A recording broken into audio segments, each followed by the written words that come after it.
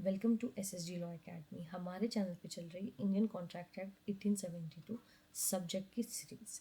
इससे पहले बहुत सारे सब्जेक्ट्स हैं जो आपके लिए बहुत इंपॉर्टेंट है एग्जाम के पॉइंट ऑफ व्यू को, जिसको सिंप्लीफाई करके हमारी एकेडमी पे अपलोड किया गया है, जिसे आप जाके देख सकते हैं। अपार्ट फ्रॉम दैट हमारी एकेडमी पे एक और सीरीज चल रही थी जिसका नाम है 1 मिनट 1 केस, जिसमें कॉन्ट्रैक्ट एक्ट के बहुत सारे केसेस हैं जिसको सिंप्लीफाई करके हमने प्रेजेंट किया है आपके सामने, so that it will be very helpful for all of us to make our preparations strong and बहुत अच्छी तरीके से उसको मेमोराइज कर सकें। इसलिए वो एक सिंप्लीफाई सीरीज शुरू करी जिसे आप जाके देख सकते हैं। आज हमने जो टॉपिक करने वाले हैं इंडियन कॉन्ट्रैक्ट एक्ट में वो है प्रपोजल। प्रपोजल जो होता है वो होता है first step of contract. Contract कैसे बनता है? जैसे प्रपोजल हुआ, जब उस प्रपोजल को एक्सेप्ट कर देते हैं और उसकी सारी लीगलिटी सही होती है, मतलब वो एनफोर्सेबल बाय लॉ भी होता है, एनफोर्स करने लायक हो जाता है, तो वो बन जाता है कॉन्ट्रैक्ट। तो इस तरीके से कॉन्ट्रैक्ट बनता है। तो कॉन्ट्रैक्ट का जो फर्स्ट स्टेप है वो है प्रपोजल। जब प्रपोजल होगा तभी एक्सेप्टेंस होगा और तभी कॉन्ट्रैक्ट जो है वो बनेगा।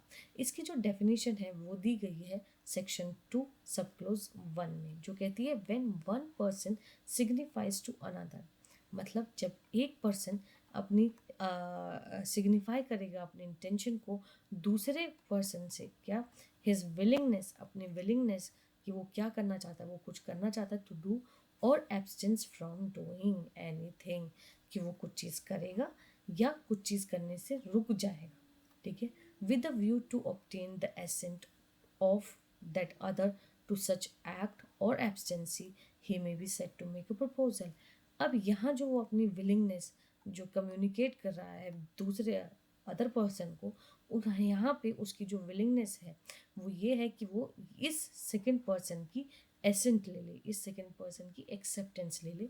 और किस चीज़ के लिए ले ले? या तो वो कोई एक्ट करने के लिए उसको बोलेगा, या एक्ट नहीं करने के लिए बोलेगा, या मतलब एब्सटेंट करने का, अपने आप को रोकने के लिए कहेगा।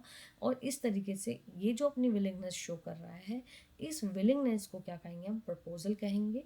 जहाँ पे एक पर्सन इंटेंशन रखता है कि सेकेंड पर्सन उसको अपनी एसेंट देगा किसी काम को करने की। जैसे सपोज करो ये ए जो है वो एक फ्रूट सेलर है, ठीक है, अपने फ्रूट बेचना चाहता है।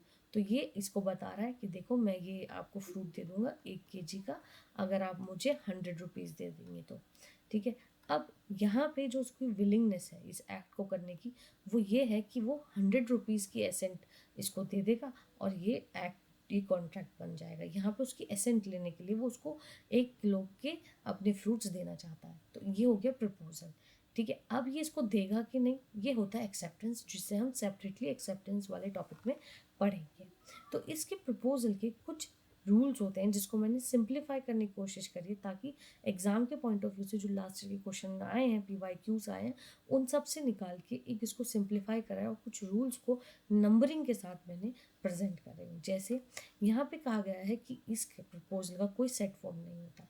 ठीक है, अगर आप इसकी डेफिनेशन में भी जाओ तो इन्होंने कोई एक एज सच फॉर्मेट नहीं बताया कि प्रपोजल कैसा करना चाहिए। सिर्फ क्या बताया कि यहाँ पे उसको एक विलिंगनेस शो करनी है ताकि ऑब्टेन कर सके एसेंट ऑफ दैट अनदर।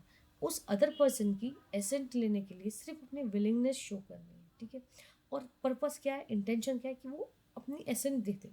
ठीक है, तो इसलिए इसका कोई एक सेट फॉर्म नहीं है, ये कुछ भी हो सकता है। जैसे वो एक फ्रूट को भी बेचने के लिए एसेंट मांग सकता है, 1 kg फ्रूट को भी क्या कहते हैं, बेचने के लिए एसेंट मांग सकता है, किसी भी तरीके से मांग सकता है, कैसे भी, एक कोई सेट फॉर्म नहीं है। ठीक है, अब जैसे ये एक ऑफर होता है ना, इंग्लिश लॉ में तो उसे ऑफर कहते हैं, इंडियन लॉ में उसे प्रपोजल कहते हैं। ये एक कंसिस्ट होता है प्रॉमिस की, एक प्रॉमिस होता है। जैसे एक लेबर हो गया, वो प्रॉमिस कर रहा है अपने लैंडलॉर्ड से या जो उसका जो भी मालिक होगा उससे कि आप मुझसे, मैं प्रॉमिस करता हूँ मैं यहाँ पे इस वॉल को बना दूंगा अगर आप मुझे पैसे देंगे तो।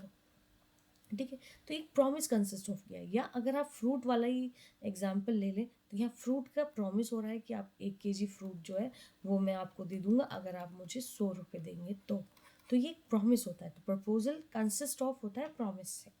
ठीक है, कि एक प्रॉमिस हो रहा है कि आप अगर इस चीज़ को ऐसा कर देंगे तो मैं आपसे प्रॉमिस करता हूँ कि मैं अपना पार्ट या अपना एक्ट या एब्सटेंसी फुलफिल कर दूंगा।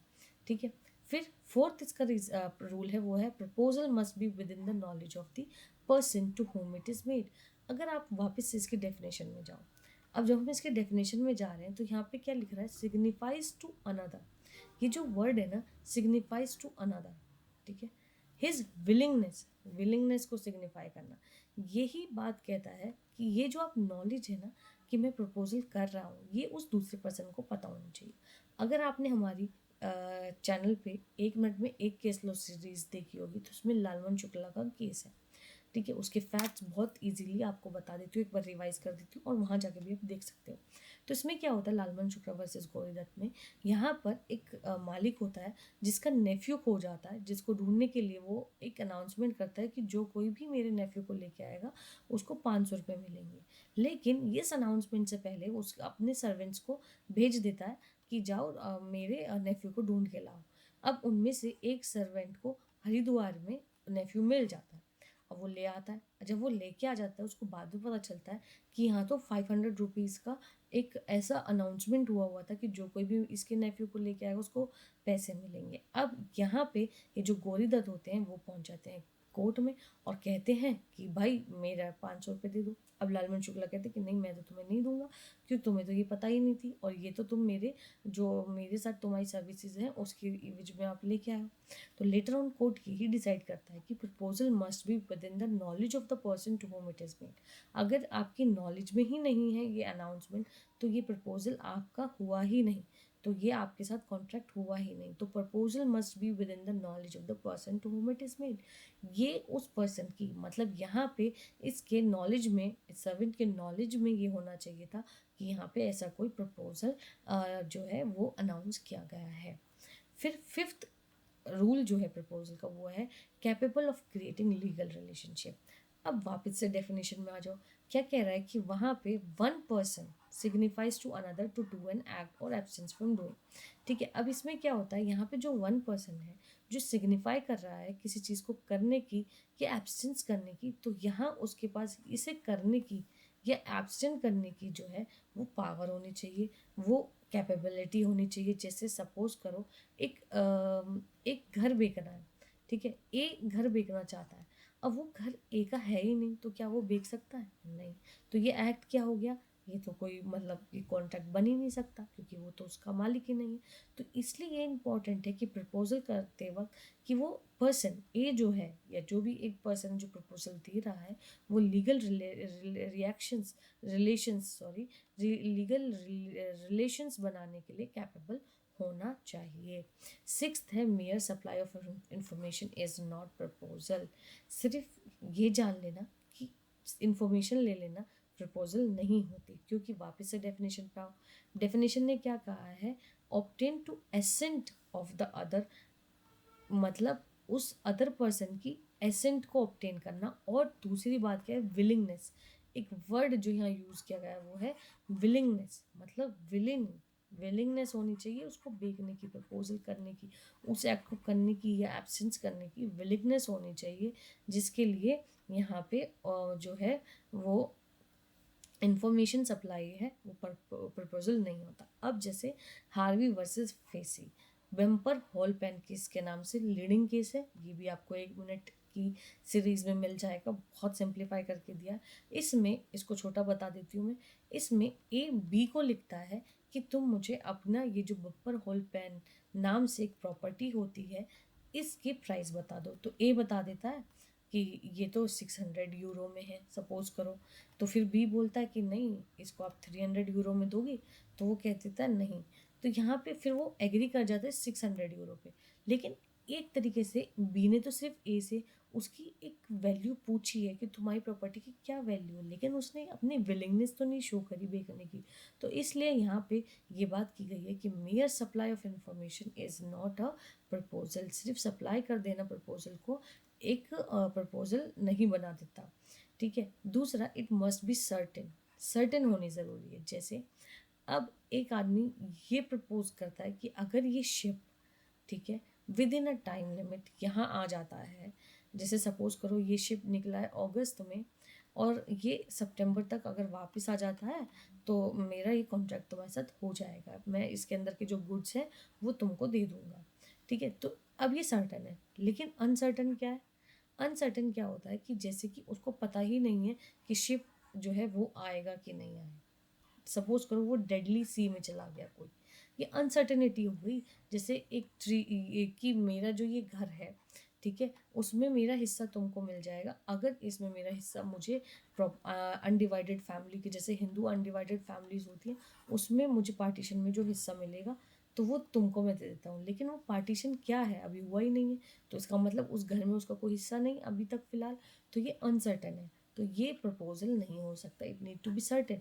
जैसे ये कि कौन सी राइस जो है वो बिकेगी, जैसे कौन से फ्रूट्स जो है वो बेचना चाहता है, तो ये सर्टेनिटी जो है वहाँ पे होनी ज़रूरी है। 8 पॉइंट है, once it rejected it comes to an end. Suppose करो ए ने कोई प्रपोजल दिया बी को, लेकिन बी ने उसे एक्सेप्ट नहीं करा। जैसे ही बी ने उसे एक्सेप्ट नहीं किया, ये जो प्रपोजल है ये कम टू एन एंड हो जाएगा, इसका द एंड हो जाएगा, ठीक है।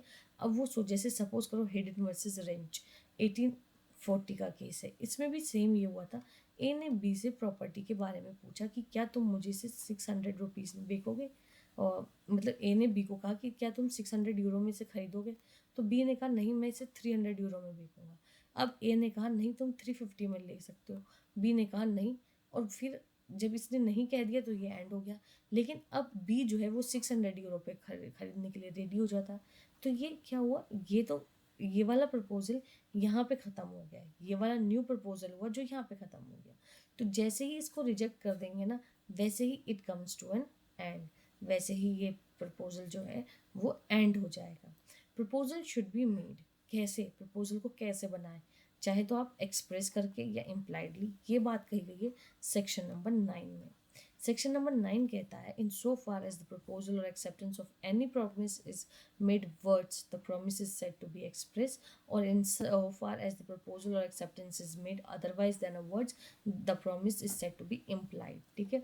तो जैसे ही वो कहेगा कि उसने वर्ड्स यूज़ करा तो ये हो गया एक्सप्रेस प्रपोजल। लेकिन अगर उसने वर्ड्स के अलावा कम्युनिकेट किया, जैसे जैसे ए कह देता है बी को कि अगर तुमने मुझे रिप्लाई नहीं दिया कि इस घोड़े को बेचने के लिए तुम चाहते हो कि नहीं, तो मैं ये मानूंगा कि तुम मुझे से बेचना चाहते हो, या किसी और तरीके से अपार्ट फ्रॉम द वर्ड्स, तो उसको बोलते हैं इम्प्लाइड वे। इम्प्लाइड वे से प्रपोजल जो होता है वो भी हो सकता है। तो ये हो गए जनरल प्रिंसिपल्स ऑफ प्रपोजल, जिसको हमें एज ए बहुत इंपॉर्टेंट पॉइंट ऑफ व्यू से एग्जाम्स की ज़रूरत है पढ़ने की। यहाँ से ही जो है वो कॉन्ट्रैक्ट बनता है, ये फर्स्ट ब्रेक है कॉन्ट्रैक्ट बनाने की। Thank you.